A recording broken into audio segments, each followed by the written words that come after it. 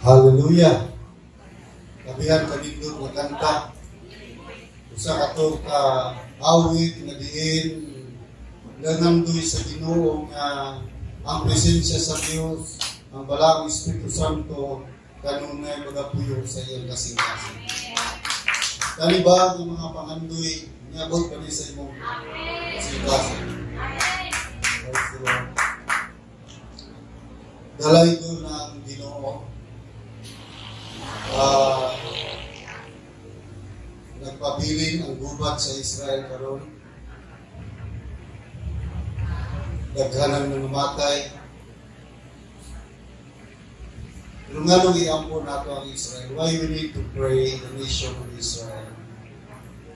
Ingon ang Biblia, katong magapanalangin sa nasod sa Israel, pagapanalanginan sa Ginoo. Katong magatunglo sa nasod sa Israel, mahigog po silang tinunglo. O atong atagan pagduki-duki pinihitabuka. Ang nasod sa Israel manikaliwat ni Jacob. Ang nasod sa mga Arabo nga nasod ito 13 Arab nation muna yung mga kaliwat ni Esau nga kaluha ni Jacob. Iya pa sila stiyan nila silang inahan, nagirian sila. Unya, hangtod karon kanunay ragyod silang nag-conflict. Bisan tuod, saipan ang Hamas terrorist. Pero na mga nasod ng mga Arabo nga ni laban nila kung ang tanan, kung ang 13 Arab nation mulaban na delikado ni siya mga kaigsuunan kay mo create ni siya of holy war. Nga ng holy war man. Nga ng holy war man siya. Tungod kay since from the very beginning, ang nasod sa Israel mortal nilang kaaway. So, delikado nga mo create ni siya of global war. Unang, bingon mo, wala tayo labot. Apil gyapon ka, galing nakalumukos. Balita sa radyo nga may mahal ang palaliton tungod kay usa sa dagko nga mga supplier sa oil. Mao nasod sa Israel. Kabantay mo nga nisugod na po mahal ang palaliton. Ay matot pa sa mga alagad, sige matot pa sa Biblia, ang Israel, kung unsay mga panghita mo udagan sa mong nasod, usa kini ka alarm clock. Usa mo ng alarm clock. Kaya bang ganahan ka mong matag sa iyo na magpa-alarm ka, mo'y mapukaw ni mo. Sa ito pa, wake up call ni nato na nagkadoon na ang pagbalik sa Ginoo. Kaya usa ka adlaw niya na miingon ang mga disciples ni Jesus, Lord, kung sa may kinailan sa imong pagbalik. Ingon si Ginoo Jesus, ayaw ka mo katangala nga sa mabot ang panahon nga daghang mo ani tungod sa akong ngalan. Makadungog ka mo gutom sa nagalilaing dapit o gubat, batok, nasod, ngadto sa laing nasod. Munang mingon kung alarm clock ni nasod sa Israel. Kung sa'y alarm clock, wake up call na ito ni na kinahalan magmata na ta, di ta maglangay-langay o magpabanding-banding sa atong pagpangalagad sa Ginoo, kaya pagbalik sa Dios sa magkawatan nga dili mananggit. Amen. Munang kinahanglan tang higmata na sa nakatulog na itong pagbati kay usahay mas una pang prioridad ang itong mga pangandoy, mga tinguhas kinaboy kaysa pag-alagad sa Ginoo. Kung nahinumdum mo sa atong diwalay itong ating mga panahon, nga ikaw nga nangalagad sa Dios, kung ikaw ra nangalagad sa inyong pamilya, matawag kang gatekeeper sa inyong pamilya. Sa gatekeeper, tigbantay sa portahan nga walay makasulod nga trabaho sa demonyo.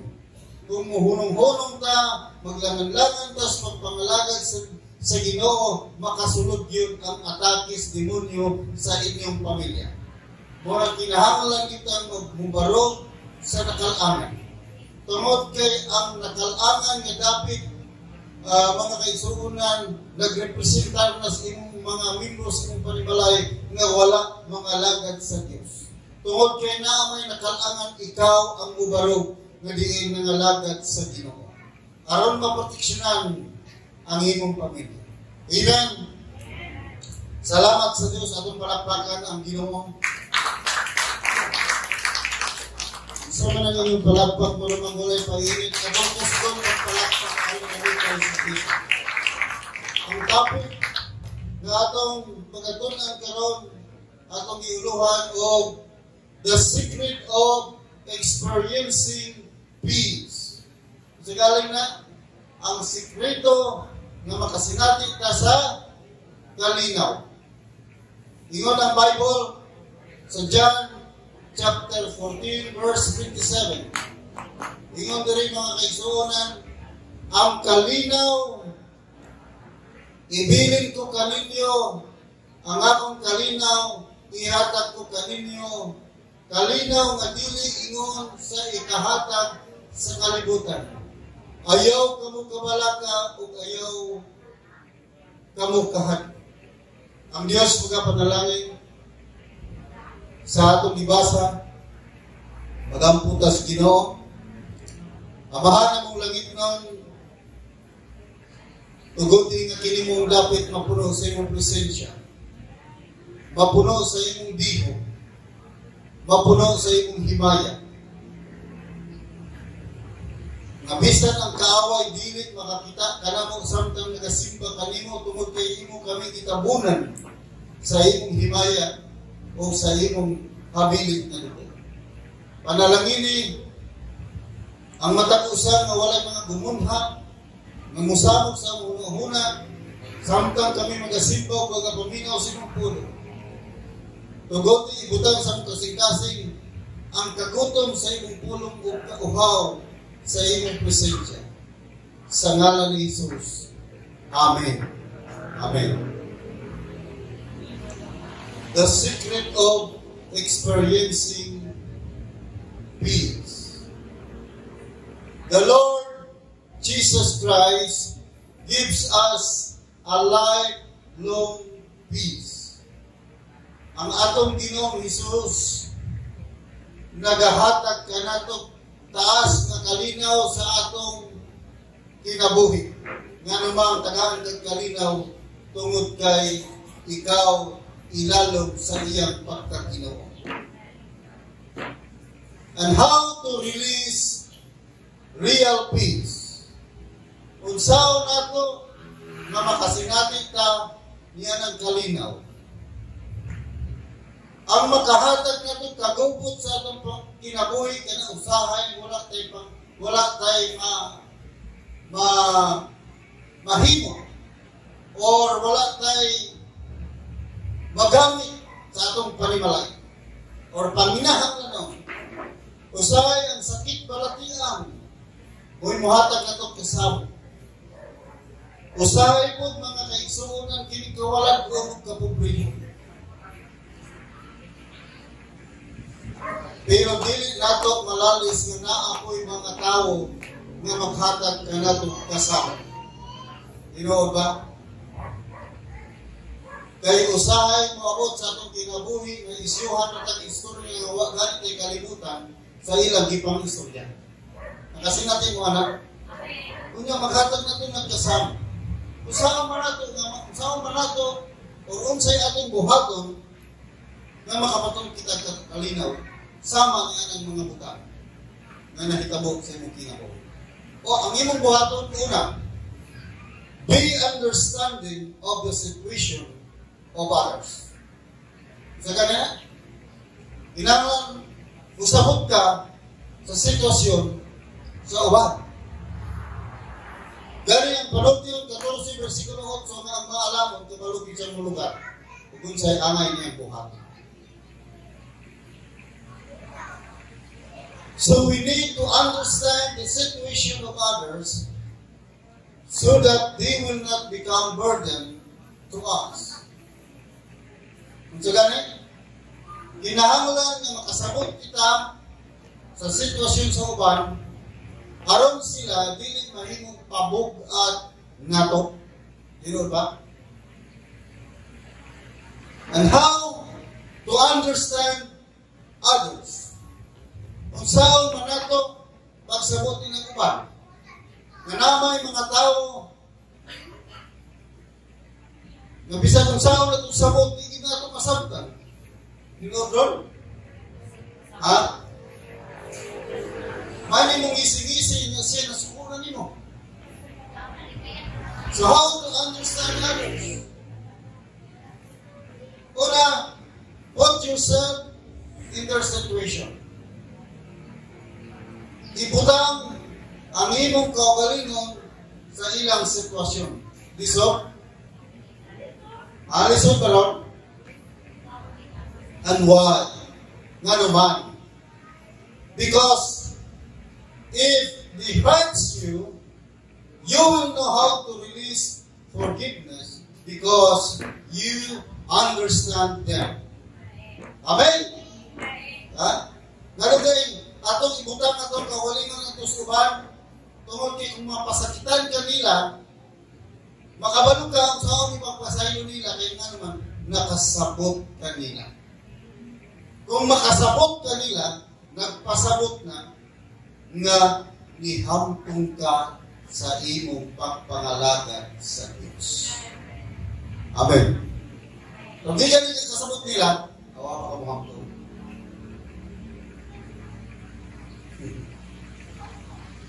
Pero sa lain kong bahin, if you want other people to understand you, be teachable to their good advice. Kalain nga bahin, kung gusto ko ka nga ang mga tao makasabot o di mo, dapat maantigo kang matubluan sa ilang itambang di mo. Pero, matod pa sa Sunday School ni Madam, dapat ang magtatambak ka ng iyas Ginoo kay matod pa sa versikulo nga niya gigamit, ulahan ka itong tao nga wala mamati sa tambak sa dagat. So, dato pa dapat na itong pangitaon ni counselor kanang mga Kristohan. Amen. Because if you are unteachable, you become a problem to them. Again, if you are untouchable, you become a problem to them. Yeah? Kung dili ka tigong matubluan, mahiyo ang problema nila, kung dili sila nakadali, ulong ito ka, makasabot, pero dili usabot. Abay mga tao yung anak, na makasabot, pero dili usabot. Muna ka na nagtambak, anak. Samukan na Ginoo. So you become a problem to them. Nahimo kang problema nila. Na ngayon, unang ngayon ka na, akalain nila, don't become judgmental. Why? Because we will easily get angry to them. And we will not give enough time to understand their situation. Amen? Kaya di, anong dinitaan mo, kung tungod kayo, kung magbukom ka nila, masuko na kanila. Unya, wak na pitay panahon nga musabot nila. Una, naghatag o kasamo ang mga tao diha nila. Tigotong dili. Kasi nakasinato yan. Amen? Tinod? Muna, tinuupin na. Number 2. Kung saan ito mga kapatong tao, kalinaw. Be open to God. Amen? Be open to God. Matthew 7:7. Matthew 8. Ask and it will be given to you. Seek and you will find. Knock and the door will be open to you. That's why be open to God.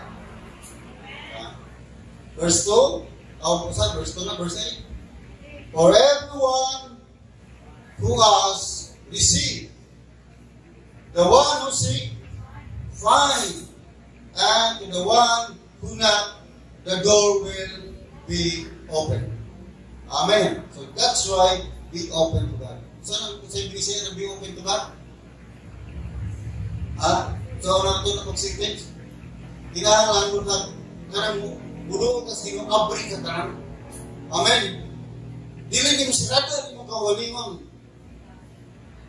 Nga naman kaya ang Diyos, kung panalangin. Bring to Him your problems, even your doubts. Dalha ang nga to kaniya ang imo mga problema kasi may problema ron. Labi na problema sa kwarta. Murag kada problema sa kwarta ron. Kaya pwede kung naglugar ni kwarta ron. Galing gastuhon, iunisod pa ng tao. Labi na ba pag gasto? Muna ka ng ubang, makagasto, dili ilahang kwarta. Dalaha sa Diyos ang imong problema. Labi na ang imong mga pagbuhat-buhat. We need to bring our needs under His feet. Kinahanglan, dalawang na to, ang atong mga panginahanglan, nga ito sa Ginoo, sa iyang diilan. Because it is God's will for us that we will experience His miracle or miracle moving by answering our prayers and providing our needs. Again, it is God's will for us that we will experience His miracle moving by answering our prayers and providing our needs. Kung sa gani, kapubuton sa Diyos nga mosinati ka sa iyang milagrosong lihok pinagis pagtubag sa imong mga pag-ampo o pagtagpo sa imong mga panginahanglan. Any problems, circumstances, and difficulties in life are not the will of God. Kung sa ganit, sa unsang problema, circumstansya, kalisod sa kinabuhi, di ginakambot sa Ginoo. Kato pa, kaya di man kamubot o sa Ginoo, kinsa ng kamubot. Trabaho sa Ginoo. Kung naakas kalisod sa problema, kalisod sa kinabuhi, you are attacked by the devil. Or you are under attack by the devil. Amen? Ilan ang nakas-atake mo nyo? Dapat, di mo nang palayason ang trabaho sa demonyo sa imong kinabuhi. Ginamit ang ngalan ni Jesus. Because there is power in the name of Jesus. And to him that believe, nothing is impossible with God. Wala imposible sa Ginoo. Una,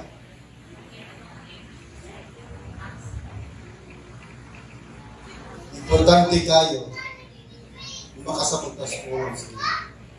Usbon ko ang bisan unsang problema, circumstansya, kalisod sa kinabuhi, dili kabubuton sa Ginoo. But why is it that sometimes we will experience that kind of life? Muna'y pangutana. Nga naman nga usahay makasinati magkanaglasya sa kinabuhi. Sa kinabuhian. Kanang kalisod, problema, circumstansya, ano man na makasinati man usahay ang Kristong Ama. Because Satan wants to destroy you. Si Satanas, ganahan ng guba nimo. John 10:10, sa niya ang kawatan ni Anhi, aron paglaglag, pagpatay, o pagpangawat. Mabaron? Kato pa, ang kawatan niya din si Satanas. Kawaton ang kalipay, kawaton ang maayong panlawas, kawaton ang kadasig sa imong pagpangalagad sa Ginoo, munang mamatay imong pagtuo, malaglag ka. Unang, sa una pa ko, na dito pa po sa Manila, nagpastor, huwag na agani mga kaigsuunan nga nalugi sa negosyo, ang kalakmitan ni Sultis, mga pastor, mo ingon dayon sila, ay, Brad, nag-John 10:10 ka? Hindi sabay nag-John 10:10 ka raw. Nanay nag-John 10:10? nakawatan, napatay na ang kapati sa pagpangalagad sa Ginoo. Huwag muna yung ibati, nagkalibin ka. Pero si Jesus, ngayon siya, apan ako mianhin, aron maghatag o kinabuhin, magagayan. Sa pagpili, kabubuton, wala kay kwarta, di kabubuton sa Ginoo. Dili kabubuton na nagluyat ang karon. Dili kabubuton nga diin maglisod ka karon. Trabaho sa demonyo na. Kaya niya ni Jesus, aron makasinati kag madagayaon nga kinabuhi. Amen. Samot na kung masamot na yung mga ito na kabubutos ginawa. Kaya ang ingon sa Biblia, naghatag siya kalinaw. Nabilin siya kalinaw sa matag magtutoo na nangalagad sa Ginoo. Pero usahay sa kong pamalandungon sa atong panahon karon, kami na sa mga kabatanunan, bulagan kagamit uyab, malibog na, maghikog na. Hindi ka pasar sa exam, magbuhay na naman. Okay. Na ilalong siya sa atakis ni Momo. Kung sa gani, nga nang makasinatin taging na ng klase kinabuhi because Satan wants to destroy you. Number 2, tinig. Ayaw huna-huna, mamingon mo, igog, pastor. No, wala. Number 2, our life is not in line with the will of God. Ang imong kinabuhi, wala mo iyon sa kamubuton sa Diyos. Muna mong sinabi ang dagang problema, kalisod, atake dito sa pikas, atake po dito sa pikas, or kaliwat kanan, dagang problema, libro sa imong panimalay, dagang problema, libro sa panimalay sa imong mga anak, dagang problema, nga naman kay wala na mauyon ang ilang kinabuhi sa kabubuton sa Diyos. Wala na ka sa perimeter of God's protection. Kaya wala naman ka ma-inlay sa kabubuton sa Diyos. Kung iyong anak na ganin ang manghitabo sa iyong pamilya, sa pamilya sa iyong mga anak, magbuhat ka kang inventory, spiritual inventory. Lord, kung sa mali ako sa iyo, magpakulang niya ano mo, nga no, nakasimati niya. Kung sa iyo mga Kristowanong mangutara sila, Lord, ano mo rin? Na nagsimba mo ito kunin mo? Klaro lang na yung simba. Klaro ba kayo ang yung simba? Kasi pareha kang anak ko na namalaksan. Kabalo mo na namalaksan? Anak ko? Anas Ma'am Sarah, makikita ko na namalaksan ba niya ang mga isip niya? Pero murag dili, pintapukan na yung ka. Kaya namalaksan, kaya kung anak ko nita, jukay rin pasik. Amen! Saya ko question kasi Lord, nga naman yung may gitugutan. Kung nangalagan ko kunin mo, mula din na, siguraduha, ang imong pagpangalagan, imong commitment sa Ginoo. Basig na malaksan. Basig nagkalayo, wala magkalayo. Munang, ang atong kinabuhi, wala ganit mo yun sa kamumoto sa Ginoo. Munang kalagrakas yun ang kinabuhi. That's why we will experience troubles and chaos while living. Munang usahay, makasinati at kakubon, kasamo, samtang na kinabuhi kita. Number 3. Aron ka makahatag o makamatulog kalinaw, yes, itong kinabuhi, samtang nabuhi pa na. Makayon kang, nindot ay mabuhi. Matulog sa mga Tagalog, ang sarap palang mabuhay kung kasama si Lord. Amen. Usahay, kining uban mamuhang magsulti silang mga bata. Hindi ko mabuhay kung wala ka. Yahweh. Pero sa usa ka hangtong ng Kristohano, siya, I cannot live without the Word of God. Ang uban, dili mabuhay kung wala ka nilang hinigugma. Kung bulagan sa ilang hinigugma, hikog na sila. You know, bro? Number 3, be trusting of God. Proverbs chapter 3 verse 5. Trust in the Lord with all your heart. And learn So na, lean not your own understanding. In all your ways, submit to Him, and He will make your path straight. Di maklaro kay lain puro diya sa pagka-include. Dapat mahimong kaya sunod. Be trusting to God. We need to give our whole trust to God. Full trust. Muna ko sa dilit na ka gawat sa panalangin sa Ginoo. Kaya ang atong trust sa Ginoo, 1/4. Dapat we need to give our whole trust to the Lord. Oh, amen. It is only God that we can entrust and anchor our life, including our future. Amen. Diyara yun sa Ginoo, atong masalig atong kinabuhi, atong iangkla ang atong kinabuhi, sabot na ang atong ugma. Sa mga balon, isa'y balon din eh. Kasi Ma'am Sarah, right? Ako musulti ni Ma'am Sarah, ayaw kahadlong sa inyong future. Kaya ang Diyos, magpahilong sa inyong future. Nawalay mga anak, hindi naman ako. Balo, kayo lang anak. Ayaw mo kahadlong sa inyong future. Because God will provide. Amen. If you trust your life to Him, you will experience the real peace in God. Kung musaligid nimo, o musaligid ka, isaligid nimo ang kinabuhi sa Ginoo, makasinati ka, o inuod nga, kalinaw diya sa Ginoo. Even if we will encounter a lot of problems and difficulties in life, our way of living is unmovable. Amen. Bisan pag makahibalag kag daghang problema, kalisod sa kinabuhi, ang paagis ng pagkinabuhi dili gyud matandog, dili mauga, dili ka mauyog. Kay daghang mga Kristohanon us ka kilo ray problema uyog ng kinabuhi. Dilo ba? Daghang mga Kristohanon nga nagsalig sa Ginoo, bisan pa kung sa kadako ang problema, malipayon problema sila. And this is what God wants to happen in our life. May gusto sa Ginoo nga masinatin nato sa pagkira. Amen. Matod pa sa mga bersikulo sa Biblia kung inyo nang nabasa diya sa Panginoon.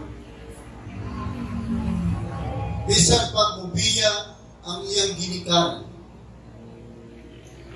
malipayon siya kay ang Diyos, wala mubiya niya. Unang, kada adlaw sa itong kinabuhi, siguraduhon nato nga atong isalig, ugyan kang atong kinabuhi nga ispagsalig kami. And every day of our life, see to it first that your life is relied and anchored to God by trusting Him. Kada adlaw yun sa kinabuhi nato, atong siguraduhon na natugyan nato atong kinabuhi, na angkla nato atong kinabuhi, pinagis pagsalig diya kanina. Because in God, there is security and satisfaction in life. Yes, Ginoo na ikasiguraduhan o katagbawan sa kinabuhi. Usahay piling ibang mga babae, mingon na anak ko ng lakiha, mamana, kay secure ang akong tiyan, kay kwartahan na itrabaho. Pero sultihan ko kamo, bisan pagdato ng imong nabana, wala pakihapoy kasiguraduhan. Kaya ang kasiguraduhan na sa Diyos.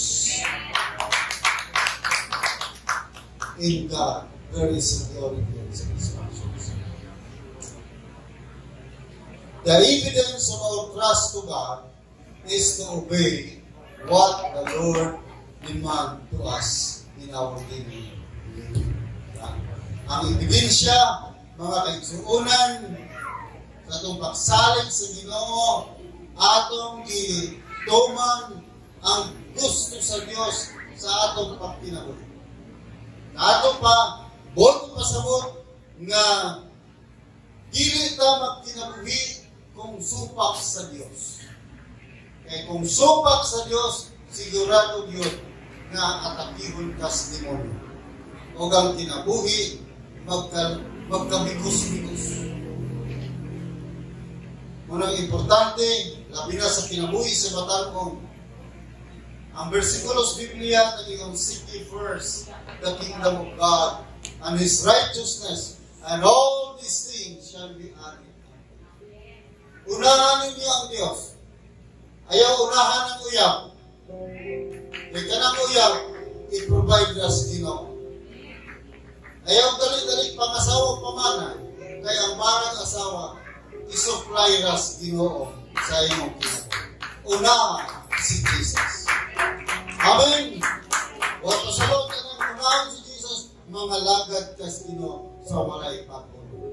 Nga naman, ang tanan ng kinahanglan na ito na sa Diyos.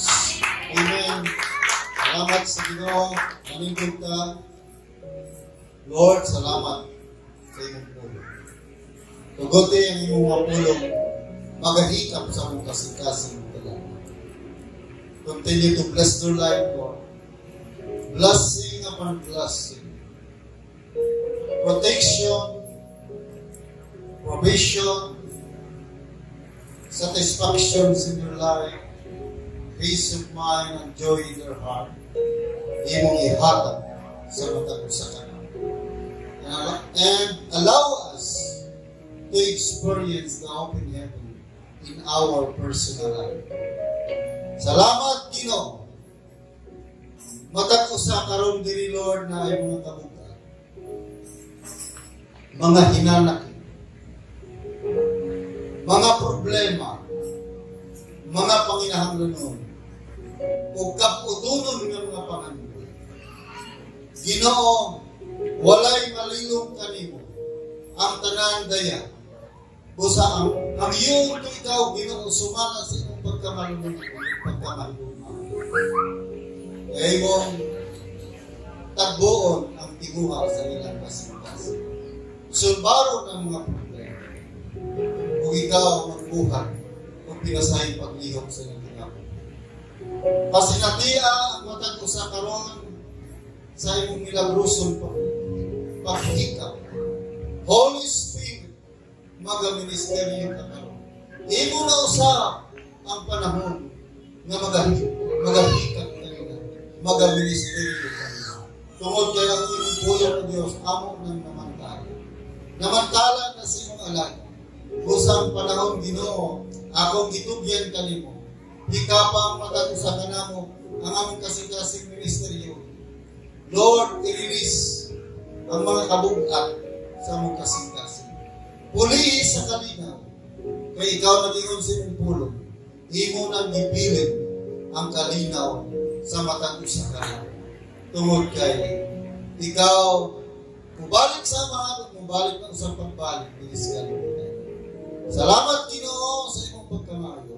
Panalanginan mo ang tanan. Ayuha ang mga balatiran. Lipaya ang among kasing-kasing. Salamat, Lord, sa ngalan ni Jesus. Amen. Amen. Atong palakpak. Diyos,